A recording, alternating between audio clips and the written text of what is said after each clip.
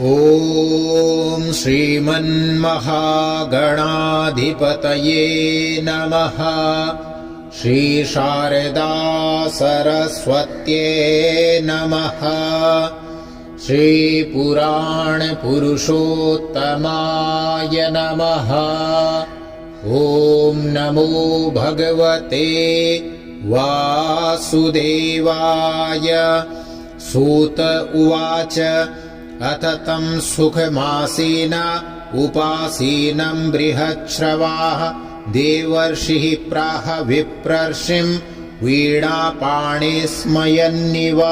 नारद उवाच पाराशर्य महाभाग भवतः कच्चिदात्मना परितुष्यति शारीर आत्मा मानस एव वा।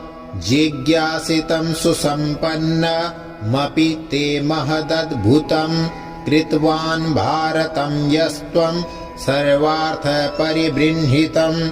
जिज्ञासितमधीतं च यत्तद्ब्रह्म सनातनम् अथापि शोचस्यात्मानमकृतार्थ इव प्रभो। व्यास उवाच अस्त्येव मे सर्वमिदं त्वयोक्तं तथापि नात्मा परितुष्यते मे।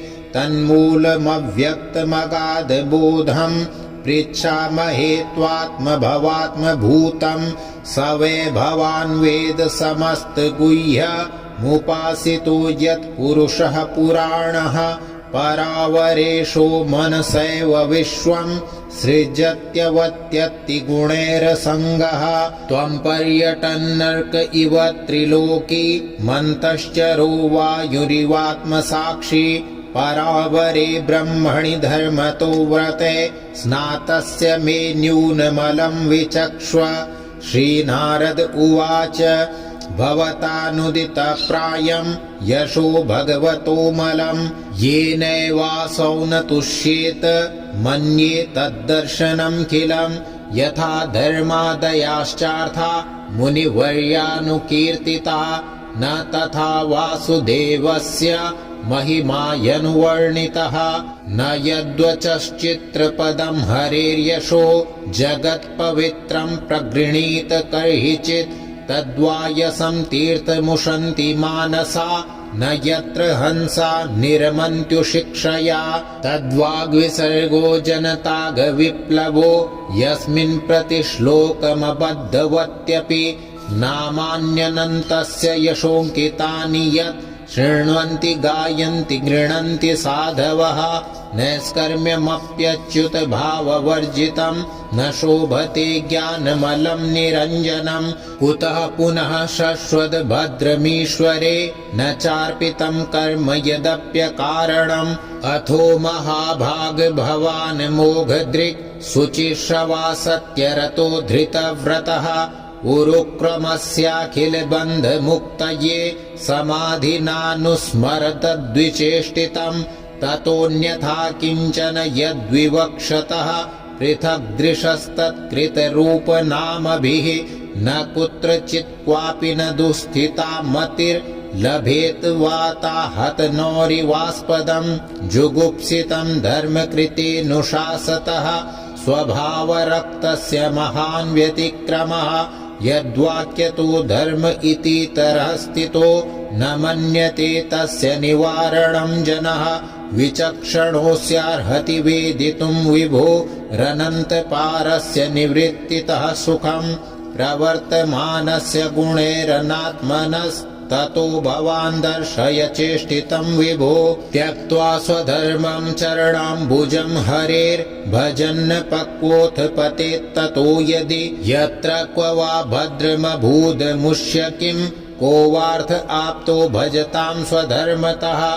तस्यैव हेतो प्रयतेत कोविदो न लभ्यते यद्भ्रमतामुपर्यधः।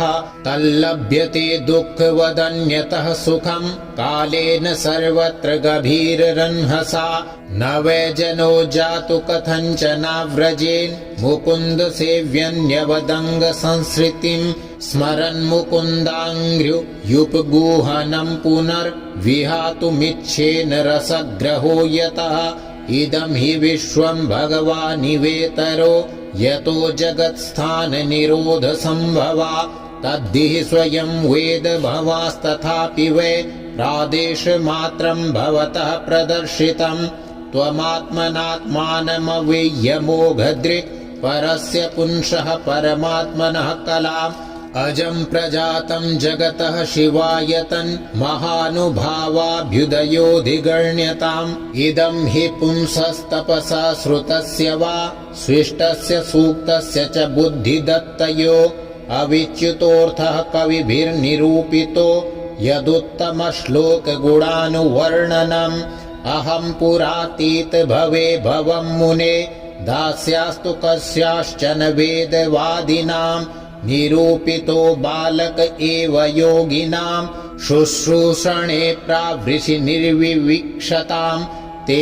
मय्यपेताखिलचापलेर्भके दान्ते धृतक्रीडनके नुवर्तिनि चक्रुः कृपां यद्यपि तुल्यदर्शना शुश्रूषमाणे मुनयोऽल्पभाषिणी उच्छिष्टलेपाननुमोदितो द्विजै सत्कृस्म भुञ्जे तदपास्तकिल्बिषः एवं प्रवृत्तस्य विशुद्धचेतसस्तद्धर्म एवात्मरुचिः प्रजायते तत्रान्वहं कृष्णकथा प्रगायता मनुग्रहेण शृण्वं मनोहरा ता श्रद्धया मेनुपदं विशृण्वतः प्रियश्रवस्यङ्गममा भवद्रुचिः तस्मिंस्तदा लब्धरुचिर्महामुने प्रियश्रवस्य स्खलिता मतिर्ममा ययाहमेतत्सदसत्स्वमायया पश्ये मयि ब्रह्मणि कल्पितं परे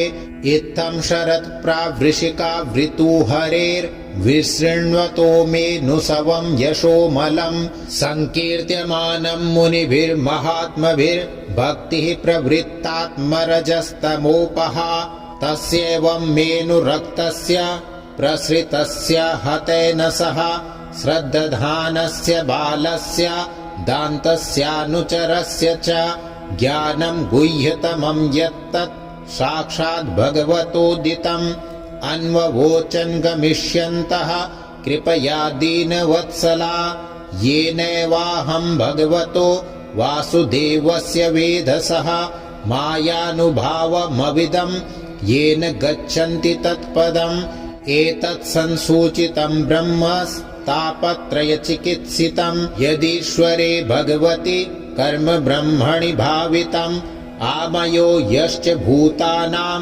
जायते येन सुव्रत तदेव यामयं द्रव्यं न पुनाति चिकित्सितम् एवं नृणां क्रियायोगा सर्वे संसृतिहेतवः त एवात्मविनाशाय कल्पन्ते कल्पिता परे यदत्र क्रियते कर्म भगवत्परितोषणं ज्ञानं यत्तदधीनं हि भक्तियोगसमन्वितं कुर्वाणा यत्र कर्माणि भगवच्छिक्षया सकृत् गृह्णन्ति गुणनामानि कृष्णस्यानुस्मरन्ति च नमो भगवते तुभ्यं वासुदेवाय धीमहि प्रद्युम्नाय निरुद्धाय नमः संकर्षणाय च इति मूर्त्यभिधानेन मन्त्रमूर्तिममूर्तिकम् यजते यज्ञपुरुषं स सम्यक् दर्शनः पुमान् इमं स्वनिगमं ब्रह्मन् न वेत्त्यमदनुष्ठितम्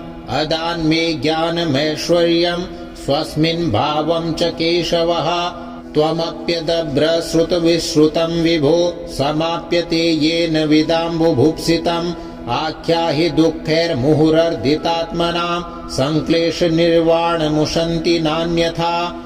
ओम जय जय श्रीमद्भागवते महापुराणे पारमहंस्यां संहितायां प्रथम स्कन्धे व्यास नारद संवादे पंचमो पारायणः।